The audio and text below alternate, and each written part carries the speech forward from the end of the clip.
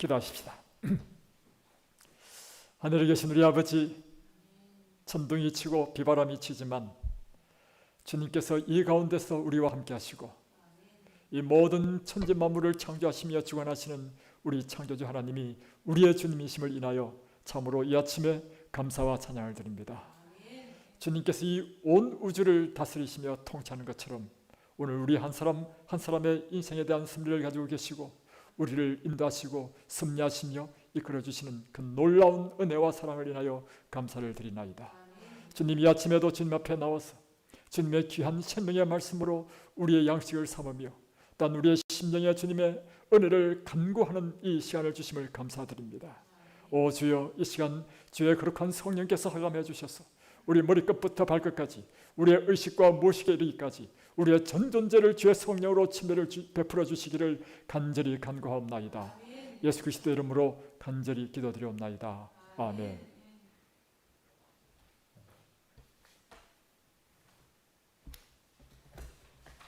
지난밤 잘 주무셨습니까?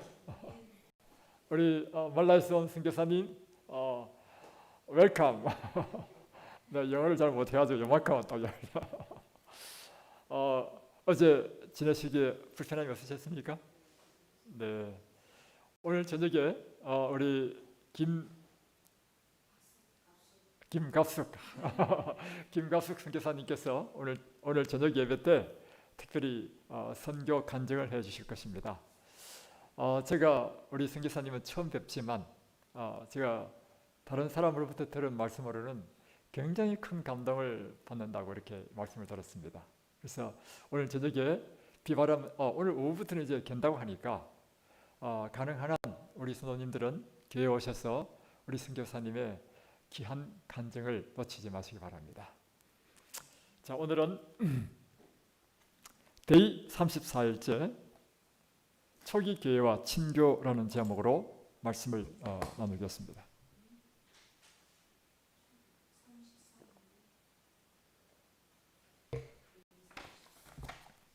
33입니다. 33. 제가 이거 한 챕터를 더 넘겼습니다. 이제 이번부터 제5부 성령 침례와 친교라는 전체 주제하에서 8번의 말씀이 있겠습니다. 오늘은 데이 33, 놓쳐버린 것.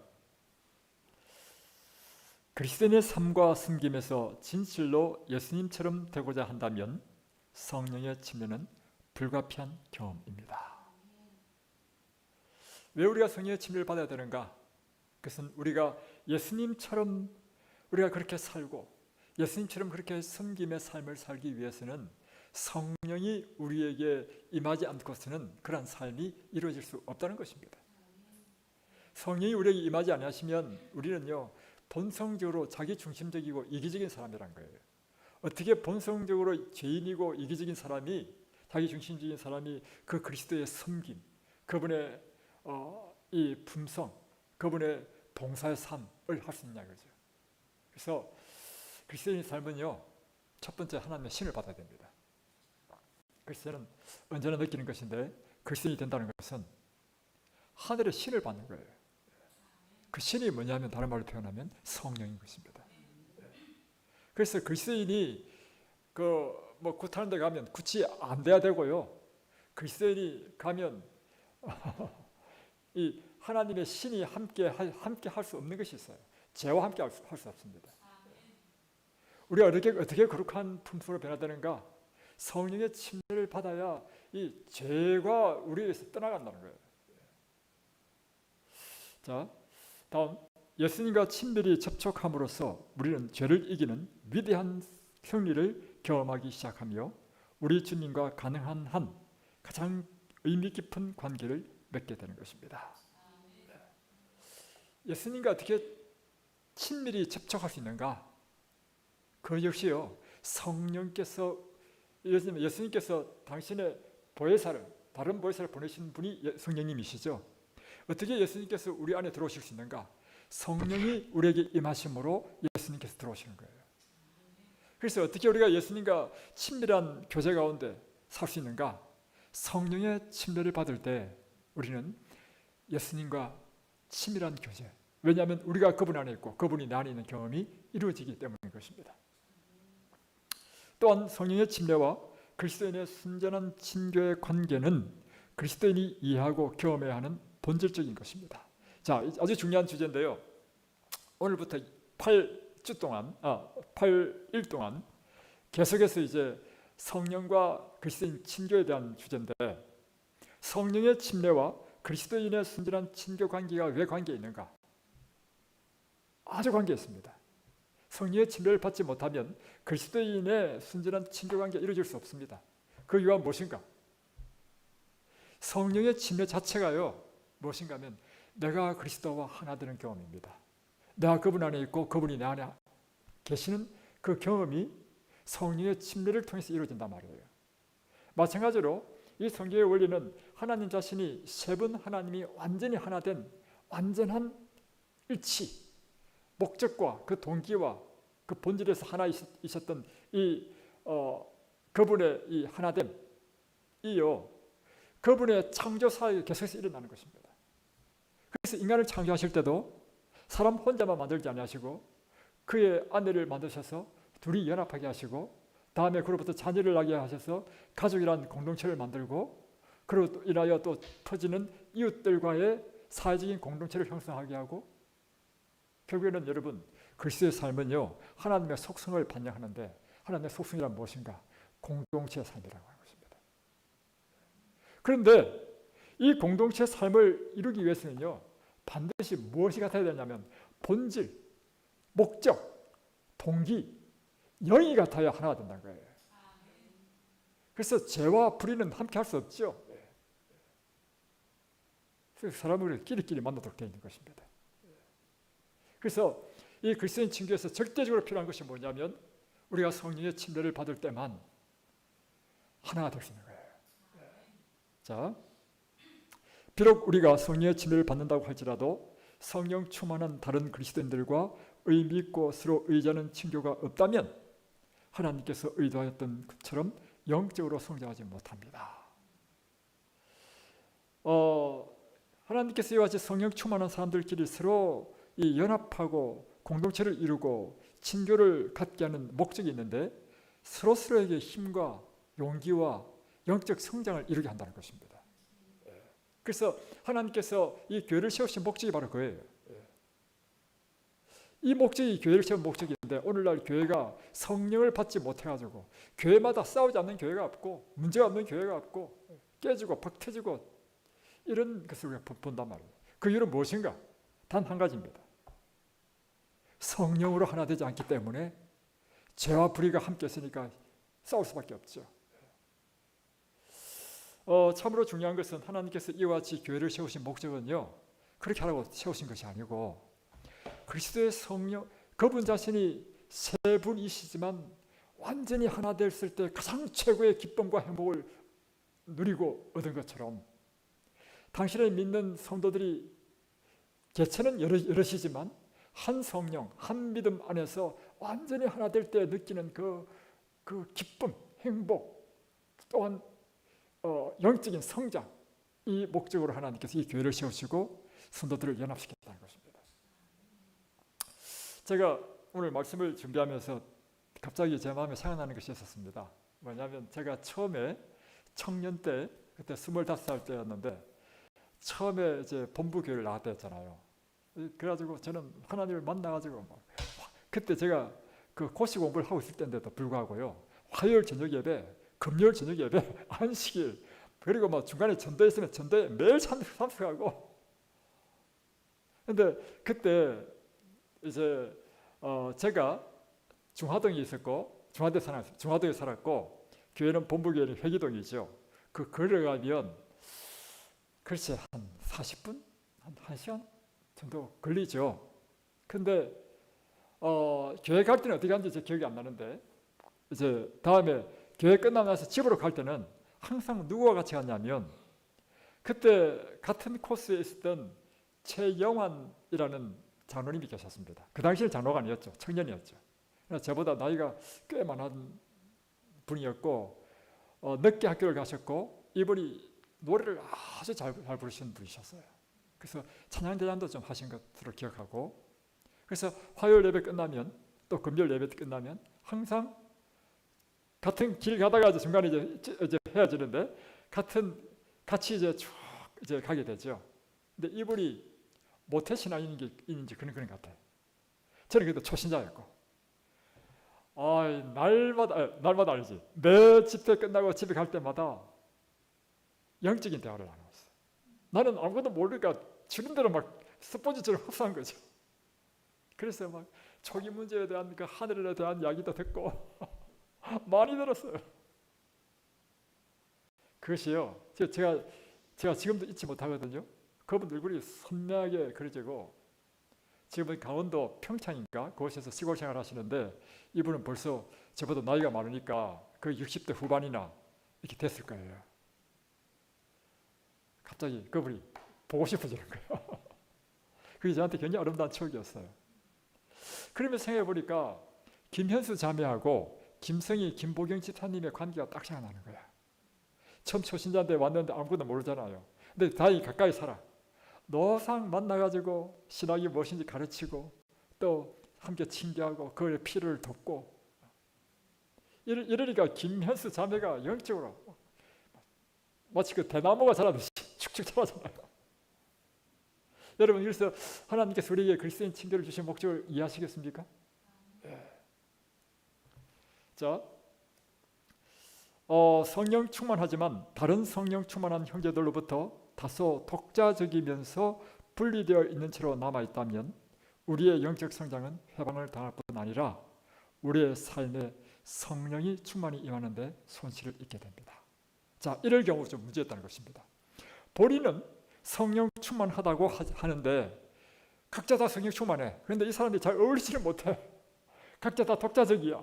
분리된 채로 남아있다면 그들은 필히 영적 성장에 방해가 된다는 것입니다. 우리 삶에 성령이 충만히 임하시고 성령이 우리를 영적으로 성장시키는데 저해가 된다는 것입니다. 이게 무슨 말이냐? 제가 최근에 참 재밌는 이야기 들었는데, 우리 김성희 집사님과 김보경 집사님이 이제 시골 생활한다고 이제 강릉으로 농사지으러 가지고 그래서 한 10년 동안 농사지었다잖아요. 그래서 딱 가보니까 그곳에 시골 생활하러 오시는 사람들끼리 모여 있는 데가 있더래. 그래서 그것이 갔대. 딱 가보니까 기가 막히더래. 자기 입장에서. 왜냐하면 한 사람 한 사람들이 개성이 너무 강해가지고 연합이 안 되는 거라. 그래서 결국에는 그 시골 생활하러 온 사람들 그 무리에서 빠져나와가지고 그냥 뭐 강릉 무슨 교회인가? 그게 갔다는 거예요. 여러분, 우리가 다른 사람과 어울리지 못한다는 것, 그것은요 다른 사람에게 문제가 있는 것이 아니고 자기에게 문제가 있습니다. 그렇죠? 그리고 항상 화평케 하는 자가 돼야 돼.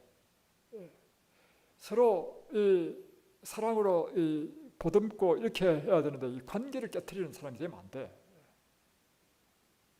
그건 죄입니다, 죄. 무엇이 하나님과 우리 사이의 관계를 깨트렸습니까? 죄입니다. 사람과 사람 사이의 관계를 깨트리는 것도요, 죄입니다. 그래서 우리가 성령 충만하면, 그렇다 해서 성령 충만한 사람이 죄인과 함께 할 수 없습니다. 그러나 최소한 성령의 충만함을 받았다면 이 성령 충만함을 받은 사람은 서로 연합되어야 정말 그것이 진짜 성령 충만이다, 이 말씀이죠. 재림교회를 포함하여 성경의 저한점을 두는 교단들은 그들의 종교성이 매우 지성적인 경향이 있습니다. 그렇죠? 특별히 성경을 아주 중요시 여기는 교회의 특징이 뭐냐면 그 교인들이 아주 지성적인 그런 특징이 있다는 거예요. 그래서 제가 분당에서 밀락에서는 그런 걸 경험하지 않았는데, 밀락에서는 그곳에서 순진한 사람들이 많이 침례받았어요. 그런데 분당에 딱 내려가니까 분당 사람들이 다 똑똑해. 전도를 해보니까요, 이 밀락에서는 막 일주일만 막 내리 성경 공부 가르치면 침례를 받고 그렇게 했는데, 분당에서는 날마다 이렇게 공부할 수 있는 여건도 못 되고 일주일에 한 번씩 이렇게 만나서 성경을 가르치니까 사실 좀 힘들었어요. 그런데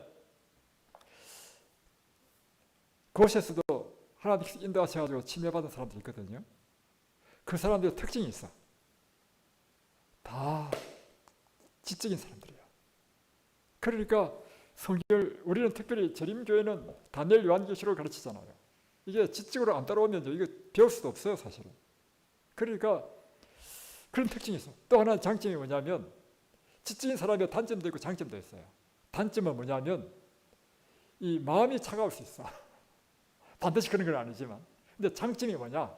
지적으로 이것이 옳다라고 딱 인식이 되면요, 흔들리잖아. 그래서 그곳에서 지금도 아주 봉사하는 제가 이름을 이야기할 수 없지만 그런 집사님들요, 신실해, 견고해. 남편이 날마다 핍박해도 절대 흔들리지 않아. 그 이유는 무엇인가? 우리의 신앙이요, 지적인 진리에 기초를 한 것이 또 장점도 있어. 그러나 이 지적인 교인들의 또 단점도 있어요. 그건 독자적이 될 수 있다는 것입니다. 자, 이런 문제를 오늘 다루고 있는 거예요. 이와 아는 바와 같이 성경에는 활력 넘치는 진리들이 많이 있습니다. 재림교회의 선교 사업들은 성경 진리에 초점을 맞추는 까닭에 다른 교단들과 구별되어 있습니다. 이런 이유로 인하여 즉 구별된 성경의 진리들 때문에 어떤 이들은 재림교인이 되고자 결정합니다. 예, 진짜로 그래요. 이게 뭐 그게 안식 그게 뭐 중요해? 뭐 일을 지키면 어떻고 안식을 지키면 어때? 이런 사람 우리 교회 못 됩니다. 그죠? 확실하게 이와 같이 성경 진리에 대하여 이렇게 구별할 수 있고 이런 사람들, 그리고 이것이 옳다면 딱 결단 내릴 수 있는 사람, 이런 사람이 안식일 교인 되는 것입니다. 그런데 종종 우리를 곤혹스럽게 만드는 문제 중 하나는 우리 교회는 그리스도인 친교 면에서 전반적으로 약점을 가지고 있다는 것입니다. 우리는 매우 독자적인 집단입니다. 이게 맞는 말이야. 우선 어떤 사람이 재림교인이 되기 위하여 다소 독보적인 정신을 가져야 하는데 이런 재림교회가 다른 주요 교단들과는 계속 구분되어 있기를 원하기 때문입니다. 예, 맞습니다. 이 재림교회 교인이 되기 위해서는요, 첫 번째는 독보적인 정신이 필요합니다. 이 정신이 없으면 재림교인 또 될 수도 없어요, 사실은. 그런데 이 재림교회는 다른 교단과 구분되기를 원한다. 이것도 맞는 말씀입니다.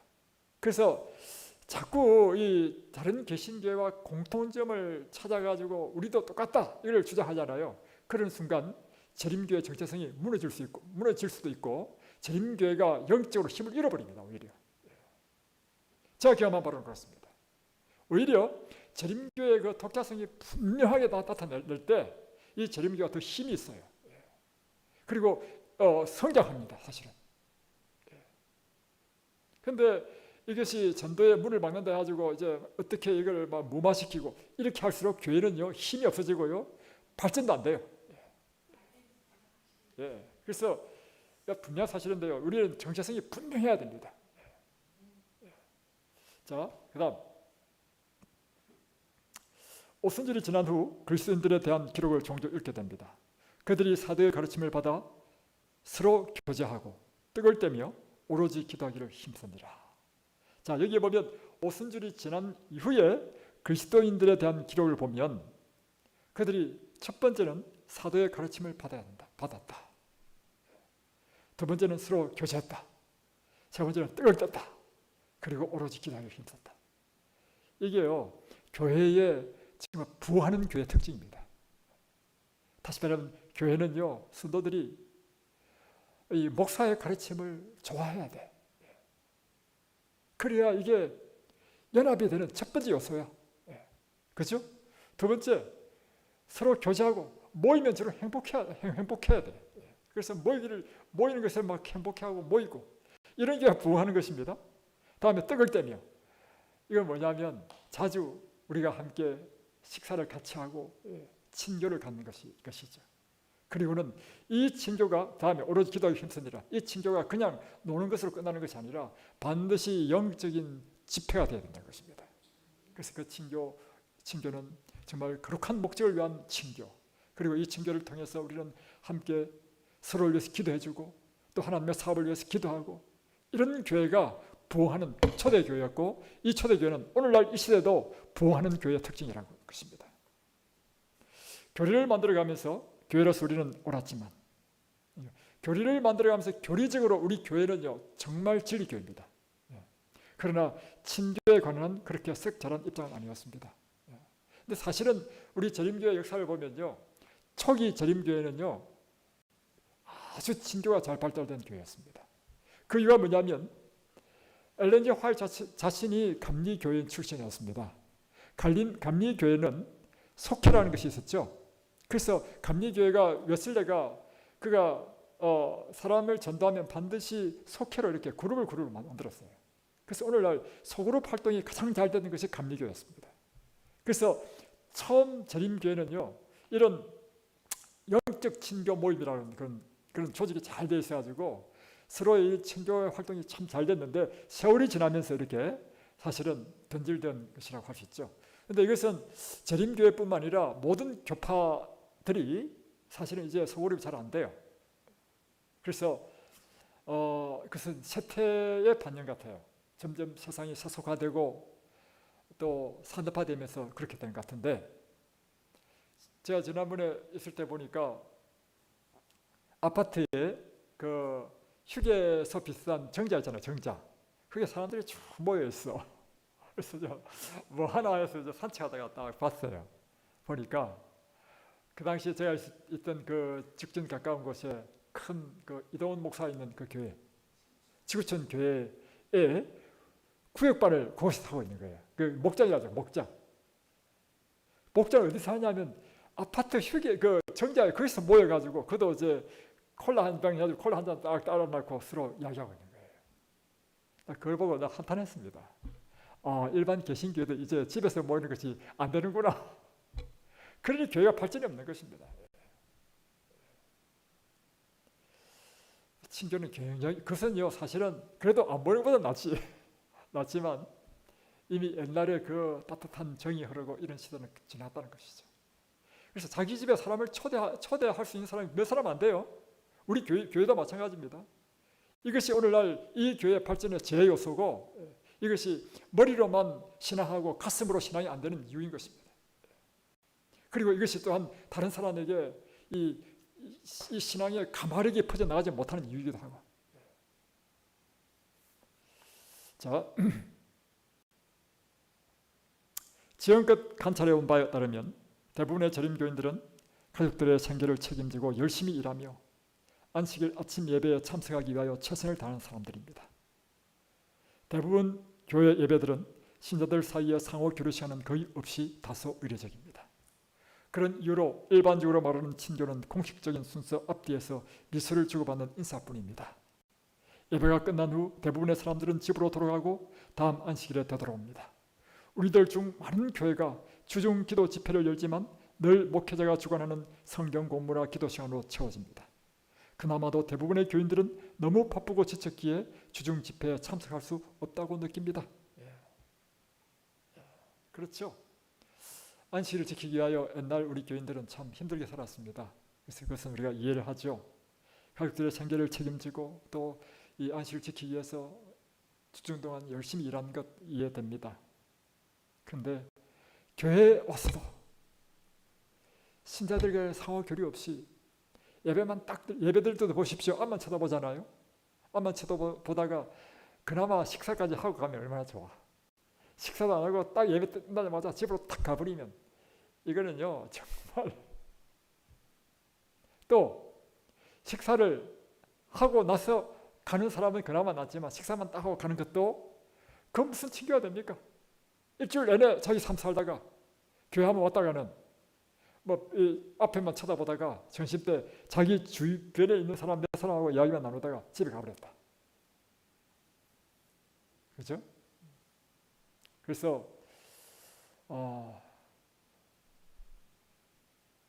제가 있는 곳에서는요 안식일마다 집에 안 보냈습니다. 지금도 아름다운 기억이 있는데요. 우리가 이 소그룹에 목숨을 건 때가 있었는데 그때는요 우리 그래도 축전에 있을 때였는데 밀락에서는 그런 문제도 없는 게 밀락에서는 막 다 사람들이 참 착한 사람들이었어. 그래서 막 참 안식일 오가 참 아름다웠는데 분당에 가니까 다 지적인 사람이에요. 그래서 좀 힘들었어 사실은. 그래서 근데 안식일 오후에 식사하고 나서요 뭘 했냐면 그 당시에 미국의 세나 목사님이 쓰신 소그룹 구역반 활동이라는 책을 가지고 교재를 가지고 오후 2시부터 저녁 6시까지 말씀 보고 기도하고 말씀 보고 기도하고 그래가지고 끝나면 저녁 같이 먹고 그랬더니만요 어떤 일이 났냐면 그러니까 밖에 활동도 안 하고 그때 그러니까 성령에 불이 붙은 것 같아요. 보니까 그때 막 많이 모였어, 그죠? 많이 모였어. 그래가지고 뭐 이제 제가 또 설명도 또 잘했고 그래가지고 이제 최대한 선전을 하고 다음에 함께 이 말씀을 이제 연구하자고 해가지고 했는데요. 놀라운 일이 일어났어. 우리는 한 일이 뭐냐면 기도하고 이 말씀을 본다고 안식일마다 6시까지 말씀만 봤는데 어느 날 구도자를 뭐 한 10명인가? 막 우르르 데리고 우리 교회 온 거야. 어떤 우리 집사가. 그래가지고 그때 침대를 많이 줬습니다. 6명 줬나? 예. 그래서 그때 참 이상한 경험했어요. 우리가 이렇게 말씀만 보고 이렇게 기도만 해도 하나님께 영혼을 보내주시네. 그 시간을 돌이켜보면 그 시간이 그곳에서는 말씀을 중심으로 한 친교의 모임이었던 거예요. 그죠? 그러면서 서로를 위해서 기도해주기 위해서 서로의 형편도 묻고 오늘 이번 8일 동안에는 바로 이와 같이 성령과 성령의 침례와 친교라는 제목으로 우리가 함께 말씀을 나누겠습니다. 그래서 하나님께서 원하시는 것이 무엇인지 배워가는 이 8일이 되기를 바랍니다. 기도하겠습니다. 하늘에 계신 우리 아버지, 오늘 주님께서 세 분이셨지만 그 세 분이 완전히 하나로 연합한 것처럼 그 가운데서 그분은 지구한 행복과 사랑과 기쁨을 누리고 그러므로 그분이 창조한 사역들마다 모든 피조물들은 다 쌍으로 만드시고 연합하게 하신 하나님의 놀라운 이 창조의 섭리, 왜냐하면 그곳에는 기쁨이 있고 행복이 있으며 성장이 있는 하나님의 법칙임을 오늘 배우게 되었습니다. 하나님께서도 오늘 이 교회도 이 땅에 세우셔서 믿는 성도들이 함께 연합하고 성령으로 서로를 위하여 격려하며 영적 성장을 서로를 위하여 얻고 또한 지구한 신앙의 삶의 행복을 얻기 위하여 주님께서 이 교회를 세우셨사오니 바로 이 교회가 그와 같은 삼위 하나님의 완전한 연합 같은 친교를 경험하는 저희들 교회 되도록 축복해 주옵소서. 예수님의 이름으로 간절히 기도드리옵나이다. 아멘.